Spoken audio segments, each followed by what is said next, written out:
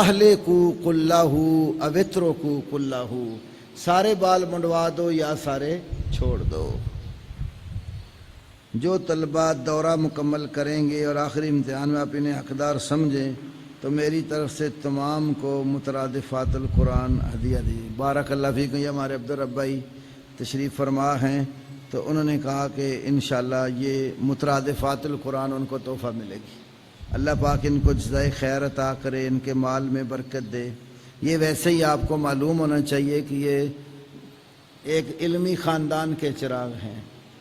میں اکثر اپنے دروس میں، آپ نے کئی بار مجھ سے سن لیا ہوگا کہ مولا عبدالرحمن کیلانی رحمۃ اللہ علیہ کا ذکر کرتا ہوں۔ ان کی الحمدللہ کچھ کتابوں پر مجھے کام کا بھی موقع ملا ہے۔ ایک کتاب تجارت اور لین دین کے احکام، اس کی مختصر تخریج مجھ سے جو ہے نا ان کے ماموں جان نے کروائی تھی، وہ بھی چھپی ہوئی ہے۔ اس طرح تفسیر جب چھپی تھی تو پہلی جلد مجھے نظر ثانی کے لیے بھی ملی۔ تو یہ الحمدللہ کیلانی صاحب کے جو ہے نا وہ دوتے ہیں، تو اللہ رب العالمین ان کو جزائے خیر عطا فرمائے۔ ان کے والد ماجد انجینئر بھی ہیں اور اللہ کے فضل سے دین کی سمجھ بھی بہت رکھتے ہیں۔ ہم نے ان سے بھی بہت کچھ سیکھا ہے۔ یہ منہج جو ہے نا بہت سارا عملی طور پر بھی، جب ہم شروع میں مرکز میں آئے تو مرکز میں جو ہمارے علماء تھے ان میں مولانا عبدالقدوس سلفی صاحب بھی رہنمائی فرماتے تھے، اللہ ان کو جزائے خیر دے۔ غیر محرم سے ہم کلام ہونا اور مصافحہ کا کیا حکم؟ یہ دو مسئلے ہیں۔ ایک ہے غیر محرم عورت سے گفتگو، تو غیر محرم عورت سے پردے کے پیچھے رہ کر جائز گفتگو کرنی پڑے تو کی جا سکتی ہے۔ اس کی بڑی مثالیں ہیں۔ ام المومنین عائشہ صدیقہ رضی اللہ عنہا سے صحابہ کئی مسئلے پوچھتے تھے اور پردے کے پیچھے۔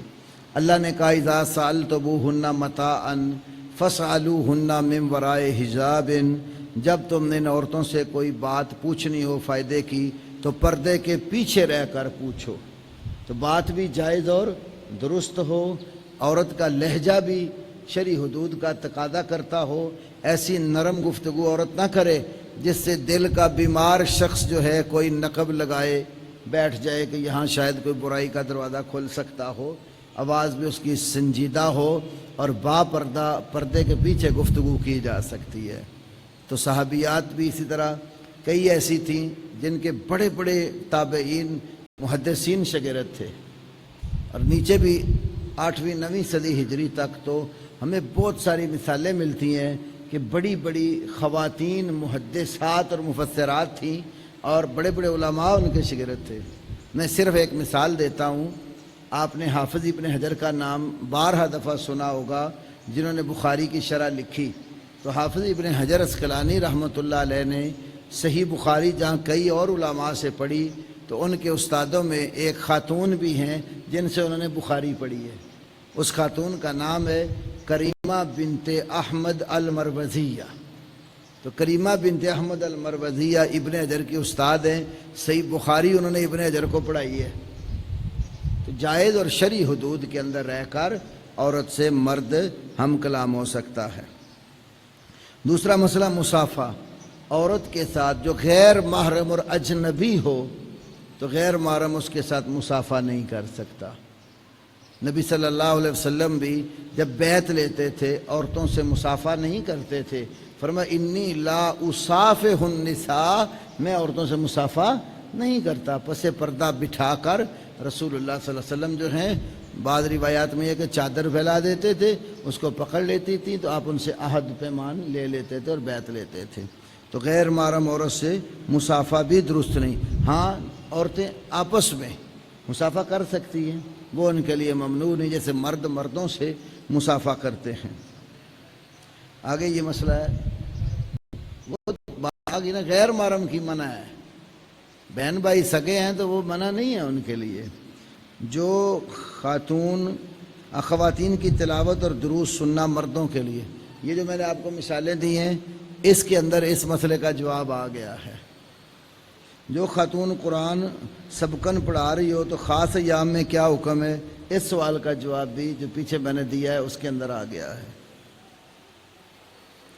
باورچی ذائقہ چیک کر سکتا ہے، روزے کے ساتھ فوراً اسے تھوک دے، یہ رخصت دی ہوئی ہے روٹی کھانا پکانے آنے والے کو، بخاری میں مسئلہ موجود ہے یا غالباً اور کتابوں میں بھی، میں نے روزے پر ایک کتاب لکھی ہے احکام رمضان، اس میں میں نے اس دلیل کو بھی ذکر کیا ہے کہ اگر مسئلہ کوئی بعض دفعہ گھروں میں بگڑ جاتا ہے، تھوڑی سی نمک میں کمی بیشی ہو تو خامند بھی جلال میں آ جاتا ہے، یہ کیا بنایا ہے۔ شریعت نے اتنی رخصت رکھی ہے کہ نمک مرچ ہنڈیا کا چیک کر سکتے ہیں۔ جادو کی کیا حیثیت ہے؟ جادو شرعی طور پر ناجائز ہے، لیکن جادو کرنے والے جادو کرتے ہیں اور اس کا اثر ہوتا ہے۔ یفرقون، وہ قرآن میں ہے نا، یتعلمون منہما ما یفرقون بہ بین المرء وزوجہ، بیوی اور اس کے شوہر کے درمیان جدائی ڈالنے کے لیے وہ جادو سیکھتے تھے۔ یہاں سے معلوم ہوتا ہے کہ جادو کے ذریعے میاں بیوی میں تفریق ڈال دیتے تھے، تو جادو کا اثر ہے۔ ایسے ہی سحروا اعین الناس، موسیٰ علیہ السلام کے مقابلے میں جادوگر آئے، انہوں لوگوں کی آنکھوں پر جادو کر دیا، اب ان کو وہ چیزیں رسیاں سانپ نظر آنے لگ گئی۔ میں خود پرائمری اسکول میں جب پڑھتا تھا، ہمارے اسکول میں ایک دفعہ ایک جادوگر آ گیا، شوبدہ باز، تو ٹائم جو تھا وہ صبح کا تھا ابھی، تو استادوں نے کہا بھی ابھی اسکول کا جو ہے نا وہ ٹائم شروع ہو رہا ہے، تو آپ کا کھیل چھٹی کے ٹائم دیکھیں گے۔ اس نے کہا اب 12 بج گئے ہیں، تو ٹائم تھا صبح کا 8 بجے، اس نے کہا 12 بج گئے ہیں، کہ گھڑیاں دیکھو، وہ سارے ساتھ لوگ گھڑیاں دے، سارے کو 12 ہی نظر آ رہے تھے۔ پھر اس نے کیا کیا، کرتب دکھایا کہ کیکر کا درخت ہے، اور اس نے اسے کپڑا شپڑا ڈال کے پتہ نہیں کیا کیا ہے، لوگوں کی آنکھوں کو ایسا مسحور کیا، کیکر کے درخت کا بینگن لٹکے ہوئے نظر آ رہے تھے۔ تو جادوگر اور شوبدہ باز لوگوں کی آنکھوں کو سحر کر دیتے ہیں، جس سے ان کی آنکھیں حقیقت سے ہٹ کر چیز دیکھتی ہیں۔ اور جادو کے اثرات انسان کی موت واقع ہوتی ہے، جس طرح باقی بیماریاں ہیں نا، جادو بھی ایک مرض ہے، اس کا انسانی جسم پر اثر ہوتا ہے۔ تو جس طرح باقی بیماریاں موت کا سبب بن سکتی ہیں، ضروری نہیں ہے کہ ان سے لازمی موت آئے، موت کا سبب بن سکتی ہیں، تو ایسے جادو کی وجہ سے اگر کوئی لمبا مرض کسی کا ہو جاتا ہے تو وہ ایک سبب موت کا بن سکتا ہے۔ کیا جادو تقدیر کے فیصلوں پر سبقت لے جاتا ہے؟ تقدیر پر کوئی چیز بھی سبقت نہیں لے جاتی، جادو جو ہے وہ بھی اسی طرح ہی اللہ کے ہاں اس کی کتاب میں لکھا ہوا ہے کہ فلاں بندہ ایسے جادو کرے گا اور اس کے جادو کی وجہ سے یہ اثر ہوگا اور اس کے اثر کا نتیجہ یوں ہوگا، یہ بھی تقدیر کے اندر اللہ کے ہاں مرقوم ہوتا ہے۔ اس پر بڑی کتابیں آ چکی ہیں اردو زبان میں، دارالسلام سے ایک شیخ بن باز علیہ رحمہ کے والے سے بھی کتاب چھپی ہے، ایک ہمارے غازی عزیر بہت بڑے عالم ہیں، انڈیا کے ہوتے سعودیہ میں خبر کے علاقے میں ہیں، ان کی بھی اس پر ایک مفصل کتاب آئی ہے، تو کافی اچھی کتابیں آ گئی ہیں۔ ایک ہے جادوگروں کا کلا کما کرنے والی تلوار، الصارم البتار، عربی میں نام ہے الصارم البتار، اردو میں اس کا یہ ترجمہ ہے ہمارے حافظ محمد اسحاق زاہد صاحب جو جامعہ رحمانیہ سے فاضل ہیں، دکتورا کیا ہے انہوں نے اور آج کل کویت میں ہوتے ہیں، ان کے ترجمے کے ساتھ بھی یہ کتاب چھپی ہے، جادوگروں کا کلا کما کرنے والی تلوار۔ اس طرح وحید عبدالسلام بالی ایک سعودیہ میں عالم ہیں، انہوں نے بھی جادو کے حوالے سے کافی کتابیں مرتب کی ہیں۔ عقیدہ حیات النبی کی وضاحت کر دیں۔ ایک بات یاد رکھیں، نبی صلی اللہ علیہ وسلم کی وفات جب واقع ہوئی ہے تو آپ کی وفات کے بعد کی جو زندگی ہے وہ آخرت کی زندگی ہے، دنیا کی زندگی نہیں ہے۔ آخرت کی زندگی ہے، دنیا کی زندگی نہیں ہے۔ اس کی دو دلیلیں عرض کرتا ہوں۔ ایک تو یہ ہے کہ ترمذی شریف میں حدیث ہے، ان القبر اول منزل من منازل الآخرہ، یقیناً قبر آخرت کی منزلوں میں سے پہلی منزل ہے۔ تو اخروی زندگی ہوئی پھر، اور امی عائشہ کی حدیث ہے کہ نبی علیہ السلام کی جب وفات ہوئی، صحیح بخاری میں ہے، آپ کا سر میری ٹھوڑی اور سینے کے درمیان میں تھا، تو وہ آپ کی زندگی کا آخری دن تھا اور آخرت کا پہلا دن تھا. یہ صحیح بخاری میں ہے، جس سے معلوم ہوتا ہے کہ یہ جو اخروی قبر کی زندگی ہے اس کا دنیا کی زندگی سے تعلق نہیں ہے، یہ آخرت کی زندگی سے تعلق رکھتی ہے. تو ابتدا آخرت کی قبر سے ہو جاتی ہے. تو دوسرے جو ہمارے دوست احباب ہیں یعنی بریلوی علماء یا بعض دیوبندی حیاتی گروپ، وہ قبر کی زندگی کو دنیا کی زندگی کی طرح قرار دیتے ہیں. اس کے اوپر کتاب و سنت کی کوئی نص موجود نہیں ہے. اس عقیدے کو آپ نے دیکھنا اور پڑھنا ہو تو مولانا محمد اسماعیل سلفی رحمۃ اللہ علیہ کی کتاب ہے حیات النبی، اس کو آپ تفصیل سے پڑھیں تو آپ کو اسلاف کا منہج معلوم ہو جائے گا.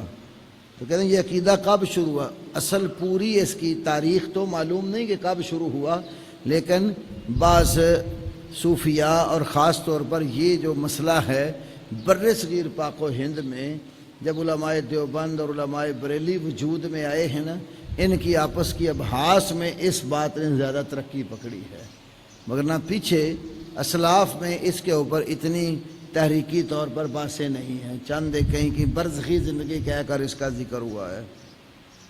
یبین اللہ لکم ان تضلوا، جب اناف کی بات کرتے ہیں کہ تم نے اذا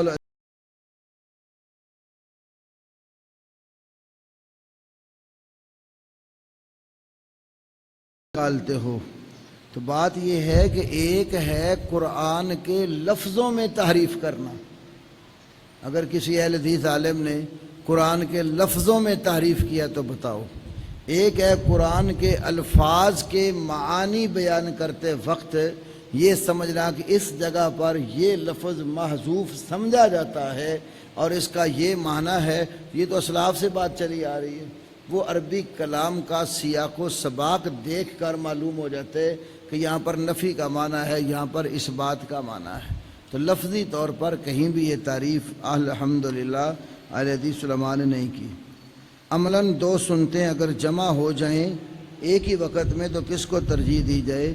اس کو ترجیح دیں جس کا وقت موجود ہے، جو اپنے وقت سے گزر چکی ہے. مثلا ظہر کے پہلے نہیں پڑھ سکے آپ، اب ظہر کے بعد کی دو سنتیں ہیں تو آپ پہلے ظہر کے بعد والی پڑھ لیں جو اپنے وقت سے پہلے ہی ہٹ چکی ہے. تو تھوڑی سی اور تاخیر بھی ہو جائے گی تو اس میں کوئی حرج نہیں ہے، تو وہ بعد میں پڑھ لیں. جیسے رسول اللہ کی ظہر کی سنت رہ گئی تھی، ایک دفعہ آپ نے عصر کے بعد جا کر پڑھی تھی کہ کچھ قافلے آ گئے تو انہوں نے آپ کو مشغول رکھا. جب بندہ سجدہ کر کے کھڑا ہوتا ہے تو ہاتھ زمین پر ٹکاتا ہے. کھڑے ہونے کے لیے مٹھی بنی ہونی چاہیے یا ہاتھ؟ حدیث صحیح جو بخاری کی ہے اس میں یہ ہے کہ زمین پر ٹیک لگا کر اٹھتے تھے. اب ہاتھوں کی ٹیک تفصیل اس میں نہیں ہے کہ ہاتھ جو ہیں کھول کے رکھے یا باندھ کر رکھے. بند کرے گا تب بھی ہاتھ ہی لگائے ہیں، کھلے رکھ کے اٹھے گا تب بھی ہاتھ ہی لگائے ہیں. اب اس کی تفصیل میں ایک روایت ہے امام ابو اسحاق الحربی کی کتاب غریب الحدیث میں، اس میں یہ ہے کہ آپ صلی اللہ علیہ وسلم جب اٹھتے تھے نا تو مٹھیاں اپنی آپ کی اس طرح ہوتی تھی جس طرح آجن آٹا گوندنے والا ہاتھ اپنے اکٹھے کرتا ہے تو آٹا گوندتے ہیں نا، تو اس طرح اٹھتے تھے. شیخ البانی رحمۃ اللہ علیہ کی تحقیق میں یہ روایت حسن درجے کی ہے اور ان کی کتاب جو ہے اتمام المنہ، یہ فقہ و سنہ کی تخریج جو ہے اتمام المنہ، اس میں شیخ نے تفصیلی اس حدیث پر گفتگو فرمائی ہے. فرض نماز کی جماعت میں کرسی پر بیٹھ کر نماز پڑھنے والے کرسی کہاں رکھیں گے؟ صف میں کیسے ملیں گے؟ نیز بچوں والوں ماؤں کے لیے ہدایات. صف کی کرسی اس نبی علیہ السلام کے زمانے میں تو یہ چیز نہیں ہوتی تھی. اب کتاب و سنت سے مسئلہ حل کیا جاتا ہے. آپ دیکھیں یہ تو شکل موجود تھی کہ جو کھڑے ہو کر نماز نہیں پڑھ سکتا وہ بیٹھ کر پڑھ لے. صلی قائما فإن لم تستطع فقاعدا، کھڑے ہو کر نماز پڑھو. اگر طاقت نہ ہو کھڑے ہونے کی تو بیٹھ کر پڑھو. اب صف میں بیٹھ کر زمین پر نماز پڑھنے والا پاؤں اس کے اسی طرح ہی ہوں گے، اسی جگہ ہی جہاں کھڑے ہونے والوں کے ہوتے ہیں، اور گھٹنے ٹیک کر آگے. اب گھٹنوں والا اتنا حصہ اس کا صف سے آگے ہوتا ہے. تو کرسی میں بھی یہی شکل ہونی چاہیے، جو پچھلے پائے ہیں کرسی کے، جہاں آدمیوں کی ایڑیاں ہوتی ہیں وہاں ہوں گے، جیسے نماز میں بیٹھ کر پڑھیں تو پاؤں تو وہیں ہوتے ہیں پیچھے۔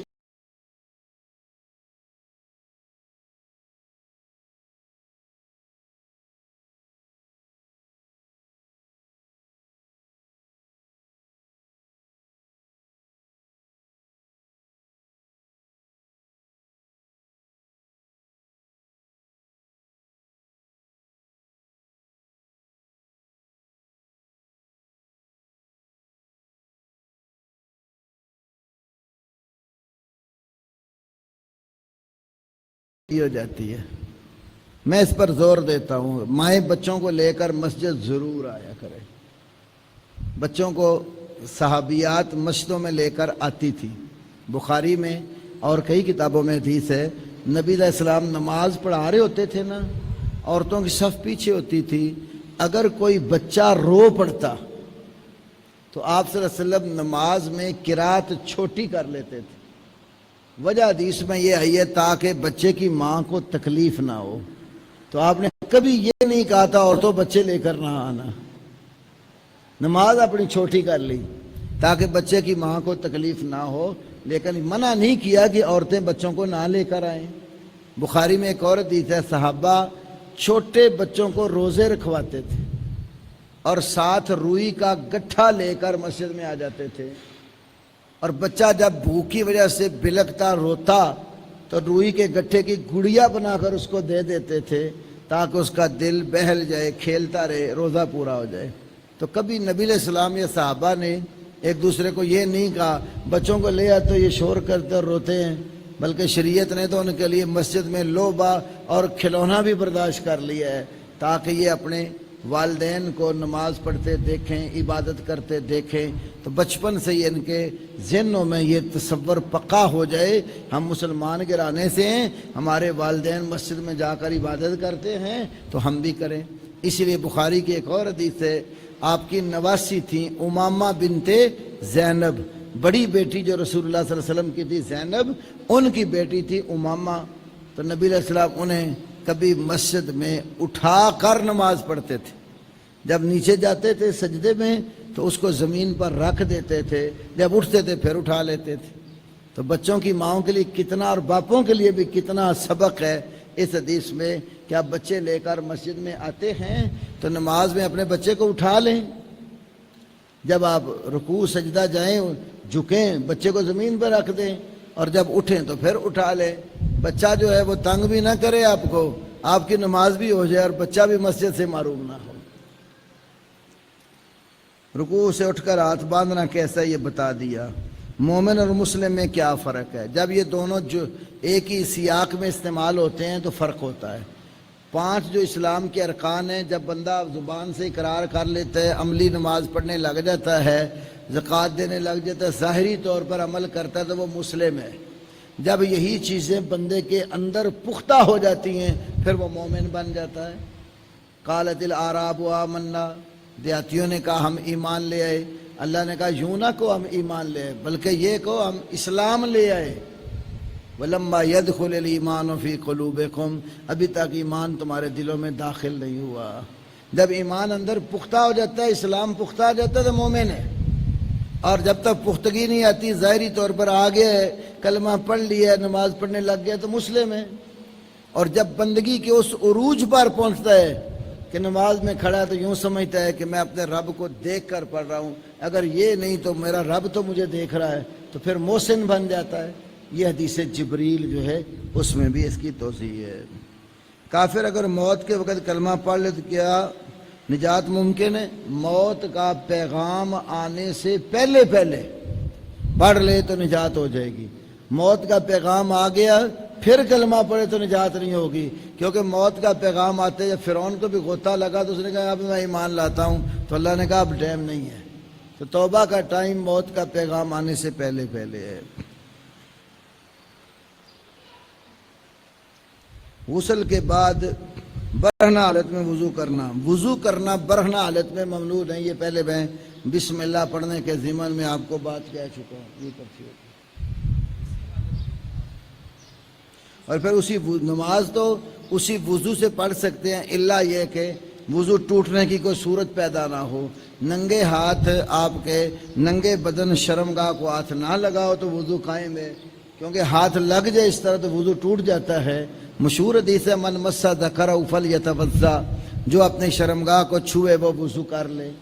تو ننگے ہونے کی حالت میں شرمگاہ کو ہاتھ لگ جائے تو وضو ٹوٹ جاتا ہے، اگر نہیں لگا اور بھی کوئی نقض وضو کا جو سبب ہے وہ پیدا نہیں ہوا تو اسی وضو سے نماز بھی پڑھ سکتے ہیں۔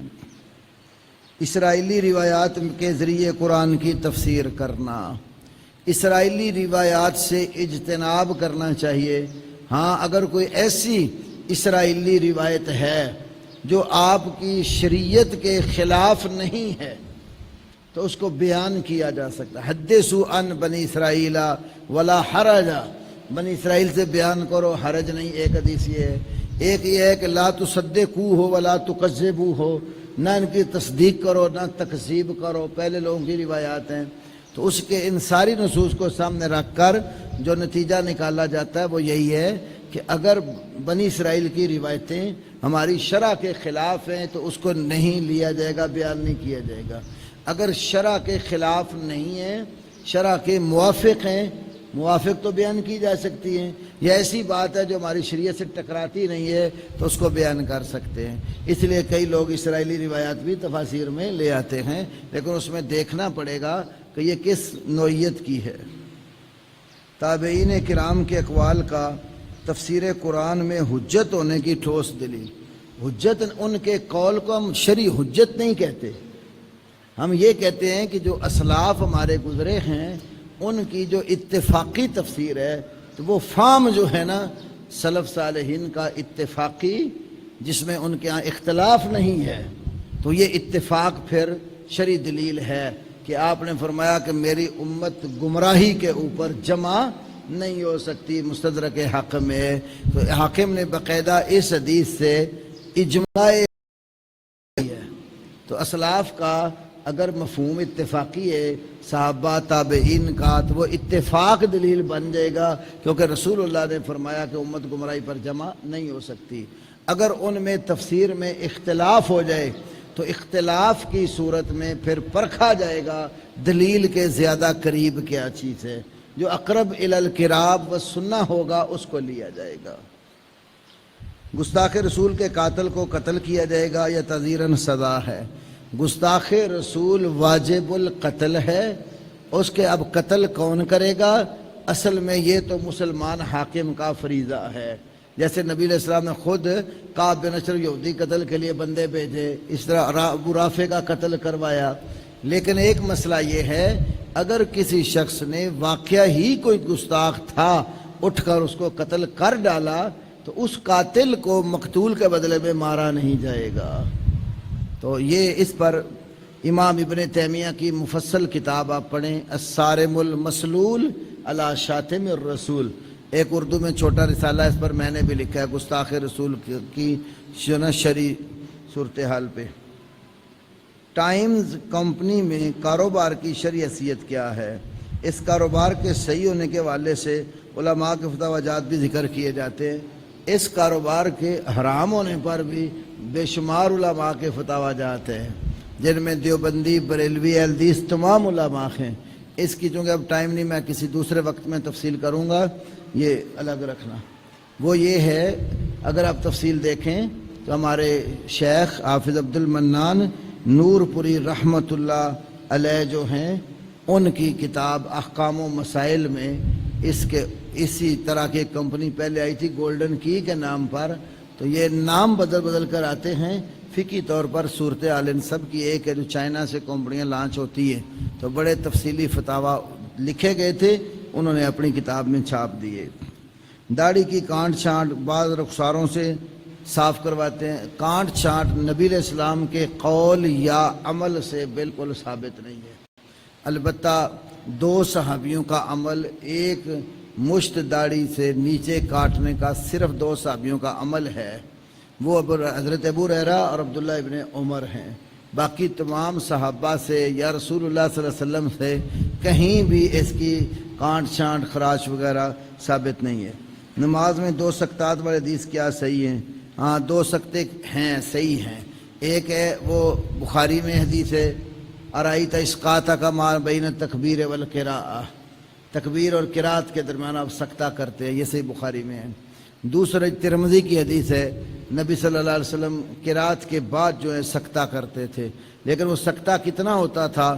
ترمذی شریف میں اس کی تفصیل آئی ہے حتی یتراد الیہ نفسہ، اتنا سکتہ ہوتا تھا کہ سانس واپس لوٹ آتا۔ قرات کی نا تو سانس اپنی حال میں لوٹ آیا، اتنی دیر چپ رہتے، پھر آپ رکوع میں چلے جاتے تھے۔ مدلس جب عن سے روایت کرے تو اس کے سماع کی دلیل مانگی جائے گی، یا یہ دیکھا جائے گا کہ وہ قلیل التدلیس تھا یا کثیر التدلیس۔ یہ مسئلہ تھوڑا سا اختلافی ہے۔ جمہور علماء امت کے ہاں اگر کوئی ایسا مدلس ہے جو قلیل التدلیس ہے تو قلیل التدلیس مدلس کی روایت قبول ہوگی، الا یہ کہ جس میں ثابت ہو جائے کہ اس نے تدلیس کی ہے۔ سفیان ثوری علیہ رحمہ کے حوالے سے امام بخاری وغیرہ کا ایک قول ہے ما اقل تدلیسہ، ان کی تدلیس کس قدر کم ہے، تو اس سے یہ اصول ملتا ہے کہ قلیل التدلیس کا لحاظ بخاری وغیرہ نے کیا۔ لیکن ایک بات یہ ہے کہ امام بخاری کی نظر میں ان کو اس کا قلیل التدلیس ہونا ہی معلوم ہوا، لیکن دوسرے کئی ائمہ نے نقل کیا جس سے پتہ چلتا ہے کہ یہ قلیل التدلیس نہیں تھے، کثیر التدلیس بنتے تھے۔ اس کی وجہ یہ ہے کہ یہ تدلیس کی سب سے جو بری قسم ہے تدلیس التسویہ، سند سے ایک دو دو راوی گرا دینا، وہ بھی کر جاتے تھے۔ امام دارقطنی رحمۃ اللہ علیہ نے اس کی تفصیل اپنی علل کے اندر ذکر فرمائی ہے۔ علل دارقطنی میں اس کی مثال موجود ہے۔ اور بھی کان یدلس عن الضعفاء والمجاہیل، کہ مجہول اور ضعیف راویوں سے بھی تدلیس کر جاتے تھے، تو اس کا لحاظ رکھا جاتا ہے۔ تو جو کثیر و تدلیس ہیں جب تک تصریح السماع نہ ہو یا کوئی متابع نہ ہو یا کوئی شاہد نہ ہو اتنی دیر تک وہ روایت ضعیف سمجھی جاتی ہے۔ تو اس کے اوپر جیسے ابن حجر کی طبقات ہے، ابن حجر سے پہلے بھی امام ابو عمر الدانی کی کتاب ہے، شیخ زبیر صاحب آخر عمر میں یہ کتاب میرے پاس آئی، میں نے ان کو بتایا، میں نے کہا یہ طبقات کو آپ تو نہیں مانتے، لیکن یہ طبقات ابن حجر سے کئی سال پہلے ایک بہت بڑے امام اور محدث نے ذکر کیے ہیں، وہ امام ابو عمر الدانی ہیں، ان کی اصول حدیث کی ایک کتاب ہے، رسالہ ہے، اس کے اندر ذکر ہوئے ہیں۔ یہ علمی ابحاث ہیں، انشاءاللہ تعالی آپ کبھی ہمیں پھر تفصیلی ٹائم دیں گے تو ہم عرض کریں گے۔ ابھی چونکہ میرا تھوڑا سا رخ اس لیے بدل رہا ہے کہ اوپر پڑھنے والی جو ہماری بیٹیاں ہیں، بہنیں ہیں، وہ بیتاب ہیں کہ قرآن کی تفسیر کب شروع ہو، اس لیے اگلا سبق جب میں نے تفسیر کا شروع کر دینا ہے، تفسیر فاتحہ سے شروع کریں گے ہفتے والے دن، اور جو پچھلے پہاڑ کا ہے میں انشاءاللہ اس کا شیڈول بھی آپ سب کو دے دوں گا، لکھ کے لگا بھی دیں گے۔ پچھلے پہاڑ کا میں نے اشتہار میں بھی یہ بات عنوان میں نے کئی لکھے تھے کہ یہ زیر باس آئیں گے۔ اب جو میں نے علماء سے ٹائم لیے ہوئے ہیں، ہر بدھ کو یا عارفی صاحب ہیں ان کا وقت لیا ہے، 2 درس میں نے عطا الرحمن علوی صاحب سے لیے ہیں، 1 درس قاضی عبدالرشید ارشد صاحب سے لیا ہے، اسی طرح 2 درس ایک عیسائیت پر اور ایک قادیانیت پر مولانا خاور رشید بٹ صاحب سے لیا ہے۔ تو باقی جو ایام ہیں ان ایام میں بھی ہم انشاءاللہ آپ کو تفسیر ہی پڑھائیں گے، لیکن وہ جو تفسیر کے سبق ہیں پچھلے ٹائم کے جو دن بچیں گے وہ انشاءاللہ مولانا عرفان جوید صاحب آپ کو کرایا کریں گے، وہ 1-2 صورتیں وہ پڑھائیں گے، اور پہلے ٹائم میں میں سورۃ الفاتحہ اور بقرہ جتنی پڑھی گئی ذرا تھوڑی سی ڈیٹیل کے ساتھ وہ آپ کو پڑھاؤں گا انشاءاللہ تعالی۔ تو 1 گھنٹہ جیسے آج آپ کو دیا ہے، عصر کے بعد انشاءاللہ الرحمن اتنا ہی وقت کوشش کیا کروں گا آپ کو سوال و جواب کے لیے روز ملے، تو آپ اپنے مسائل روزانہ لکھ لیا کریں، عصر کی نماز سے پہلے مجھے دے دیا کریں، تاکہ میں جس طرح آج تھوڑا تھوڑا کر کے ان کے جواب دیے ہیں آپ کو، اس طرح بہنوں کے مسائل بھی اور آپ جیسے بچوں اور بھائیوں کے مسائل بھی ہم انشاءاللہ ڈسکس کریں گے۔ سبحانک اللہم و بحمدک اشہد ان لا الہ الا انت استغفرک و اتوب الیک۔ 11 منٹ ہیں اذان ہونے میں، نماز کی تیاری